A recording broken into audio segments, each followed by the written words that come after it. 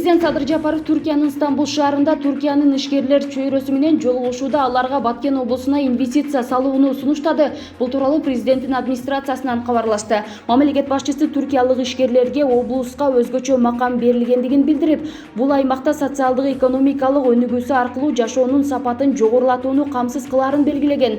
Бул бизнести өнүктүрүүгө, жумуш менен камсыз кылууга жана аймактын өнүгүүсүнө мүмкүндүк берет. Президент облус аймагында өлкөнүн мыйзамдарында аныкталган өзгөчө жеңилдетилген салык жана инвестициялык режим иштерин кошумчалаган.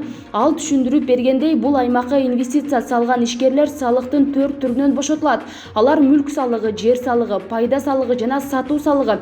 Муну менен бирге өндүрүштүк максатты пайдалануу жана муктаж болгон буюмдарды ташып келүүдө бажы салымы 0%га түшүрүлүп, киреше салыгы 10%дан 5%га түшүрүлгөн.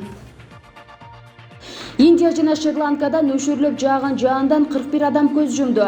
Индия жана Шри-Ланкада нөшөрлөп жааган жаандын кесепетинен 41 адам көз жумду. Бул тууралуу чет элдик басылмалар жазып чыкты. Маалыматка ылайык, суу ташкыны Шри-Ланкада 25 адамдын өмүрүн алган. Алардын көпчүлүгү сууга чөгүп кетишкен. Индияда нөшөрлөп жааган жаандын өзгөчө Ченай шаарын жабыркап, Тамиланд штатында 16 адам каза болду. Ошондой эле куткаруу тобу көпчүлүк райондордун тургундарын эвакуациялаган. Темир жол кыймылы жана билим берүү мекемелери жабык. Жергиликтүү метеорологдордун айтымында Индияда жакынкы күндөрү жаан жаашы күтүлөт. Президент Садыр Жапаров Өзбекстандын президенти Шавкат Мирзиёев менен жолугушту. Кыргыз Республикасынын президенти Садыр Жапаров бүгүн 12 ноябрда Түркия Республикасынын Стамбул шаарында түрк тилдүү мамлекеттердин кызматташтыгы кеңешинин саммитинин алкагында Өзбекстан Республикасынын президенти Шавкат Мирзиёев менен жолугушту.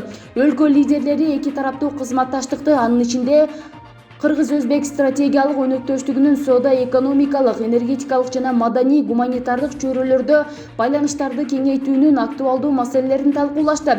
Садыр Жапаров Шавкат Мирзиёев менен жылуу учурашып, аны Өзбекстан Республикасынын президенти кызматына кайрадан шайланышы менен куттуктады.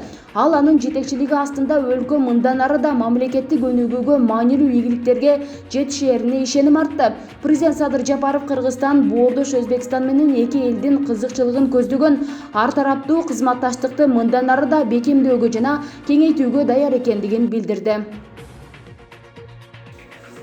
Депутат Google, Яндекс, Facebook сыяктуу кызмат түрлөрү салык төлөөчүлөрдүн катарын толуктайт. Сунушталып жаткан жаңы кодекстин жаңы редакциясында салыктардын 7 түрү гана эсептешүүгө милдеттендирилет. Бул тууралуу депутат Алайбек Алимбаев парламент радиосуна берген маегинде билдирди. Ал эми колдонуучулардагы салык кодексинде салык төлөмдөрүнүн жалпы 8 түрү бар эле. Ушун менен салыкка байланышкан негизги документтердин бул 3 ирет толукталып, өзгөртүлүп жатышы. Башкы максат салык төлөөчүлөрдүн татаалдаштырбай, аларды кайра жеңилдетүү багытын көздөйт. Заман талаптары улам жаңыча шарттар менен өнүгүп жатканда санариптик системалар да турмушубузга аралашып баштады. Айталы, Google, Яндекс, Facebook сыяктуу кызмат өкүлдөрү салык төлөөчүлөрдүн катарын толуктайт. Бул жаңы кодекстин редакциясындагы жаңылыктардын бири, деди эл өкүлү.